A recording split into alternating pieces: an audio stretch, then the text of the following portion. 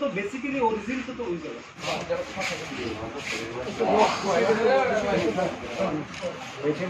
পূর্ব রাজনগরের দিনকোপড়া পাড়ায় আমাদের বীরমোহন দেববর্মা জনজাতির প্রেসিডেন্ট, ওনার বাড়িতে আমরা ভারতীয় জনতা পার্টির এক সাংগঠনিক সভা।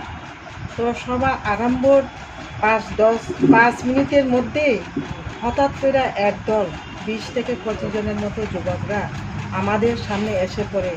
তাদের হাতে দা, তারপরে লোহা, এইগুলা বড় বড় লাঠি এইগুলা নিয়ে আছে। কে বলেছে যে এখানে আপনারা মিটিং করার জন্য? আমরা তো সেখানে ত্রিপুরা মথার জন্যও কিছু বলিনি, সিপিএমের জন্যও কিছু বলিনি। আমরা শুধু বলছি আমাদের যে ভারতীয় জনতা পার্টি দেশের জন্য কি উন্নয়ন করছে সেগুলো আমরা শুধু মাত্র আরম্ভ করেছিলাম। তখনই সেই দুষ্কৃতকারীরা আমাদের সামনে গিয়ে বাইক 10টা, তারপর গাড়ি 2টা, বাইক 13টা ছিল। তো আমাদের এখানে যে কার্যকর্তারা আছে সবাইকে মারধর করে, বিশেষ করে 4 থেকে 5 জন মানুষ খুব গুরুতর আহত হয়। তার মধ্যেও আমাদের যে বীরমোহন দেববর্মা যে জেলার সভাপতি, উনি হসপিটালে এখনও চিকিৎসাধীনে আছে।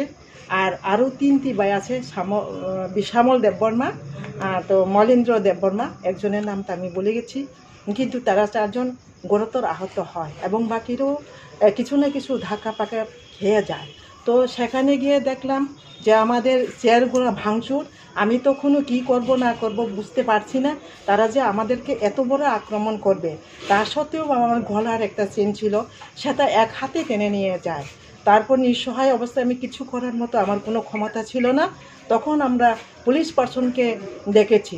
এই পুলিশ পার্সনরা আমাকে গিয়ে যথেষ্ট সুরক্ষা দিয়ে আমরা এখন আপাতত খোয়াই শহরে এই কার্যালয়ে আছি। আর বাকি কথা আমাদের কিছু দেববর্মাকে সঙ্গে নিয়ে যাওয়ার পথেই কিন্তু বিরাট আকার ধারণ করবে। তারার যে ব্যবহার, চলাফেরা বা এই সব সাধারণ মানুষের প্রতি আক্রমণ করা, এটি কিন্তু ঠিক না। কিন্তু সেই মহারাজ জানে কি না জানে, আমরা জানি না। কিন্তু আমি আজকে এই মহারাজ প্রদ্যুৎ কিশোর মানেকেও বলবো যে এই ত্রিপুরা রাজ্যে শান্তির জন্য একটা তৈরি করে।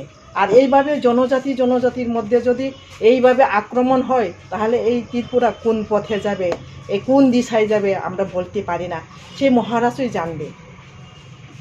দেববর্মা, জিতেন দেববর্মা, তার নেতৃত্বেই এই যুবকরা আজকে গিয়ে আমাদেরকে আক্রমণ করছে। তারা কোন দলের সমর্থিত বলে মনে করেন? তারা সমর্থক বলতে